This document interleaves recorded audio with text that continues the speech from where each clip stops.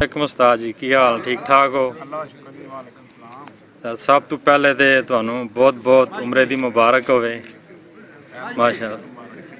माशाअल्लाह बड़ी खुशी हुई है तुसी इत्थे मक्के शरीफ आए हो ते तुहानू की महसूस होया कि तुहाडी दिल दी कैफियत है, कुछ अपने दिल दे तसरात जड़ा दोस्तां नू दसो। सारे मेरी जिंदगी के सब ना खुशी के लम्हात ने कि मैं अल्लाह पाक के घर हाज़री लवाई है। जी जी अल्लाह पाक ने मैनू इस काबिल समझिया कि मैं मक्के आके उम्रे की सादत हासिल की। जी माशाअल्लाह अल्लाह पाक की मेरे ते खास रहमत हुई है।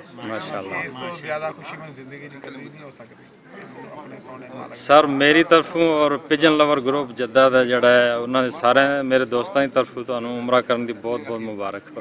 खैर मुबारक। ते कुछ दोस्तों नू दसोगे कि तुहानू कबूतर परवरी कबूतरबाजी की फील्ड किन्ने साल हो गए? तकरीबन 30 साल हो गए ने।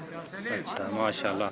वैसे तो सारे दोस्त जानते हैं तुहाडा नाम है और सानू फखर है तुसी पाकिस्तान जड़ा बहुत नाम रोशन किया है ते जड़ा तुसी ये भी दोस्तों नू दसना पसंद करोगे इस टाइम तुहाडे किन्ने की शागिर्दन पूरी दुनिया दे विच?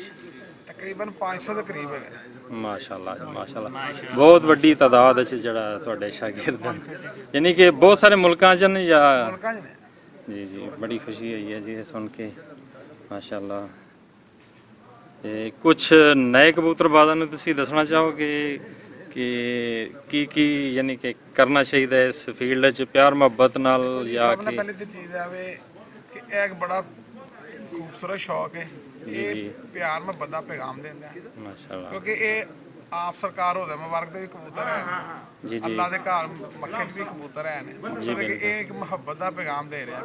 बिल्कुल जी बिल्कुल। तो मैं नवे दोस्त रात नहीं समझावांगा या मैं पैगाम देवांगा जी कि ਉਹਦਾ ਜਿਹੜਾ ਨਾ ਪਿਆਰ ਮੁਹੱਬਤ ਦਾ ਸ਼ੌਕ ਕਰਨ जी जी ਜਿਹੜਾ ਆਪਣਾ ਹਰੀਫ ਉਹਦੇ ਨਾਲ ਮੁਹੱਬਤ ਕਰਨ। माशाअल्लाह।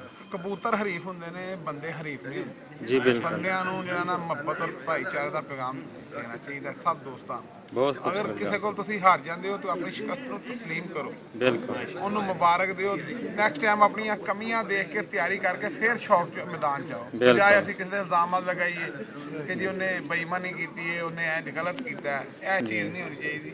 ਸਪੋਰਟਸਮੈਨ ਸਪਿਰਿਟ ਦਾ ਨਾ ਮੁਜ਼ਾਹਰਾ ਹੋਣਾ ਚਾਹੀਦਾ ਹੈ। बिल्कुल जी बिल्कुल ਮੇਰਾ ਤਾਂ ਇਹੀ ਪੈਗਾਮ ਹੈ तमाम ਦੋਸਤਾਂ ਨੂੰ। बहुत अच्छी गलबात की ते तुसी मक्का शरीफ ही देखा मदीना शरीफ ही देखा ते दिल में तो बहुत सुकून आया होना है माशाअल्लाह। अल्लाह ताला दा घर दा दीदार भी होया और हजूर पाक सल्लल्लाहु अलैहि वसल्लम दे रोज़े दा दीदार भी होया। बहुत खुशी हुई होनी है देख के। हाँ जी इंशाल्लाह जी मैं बड़ा खुशकिस्मत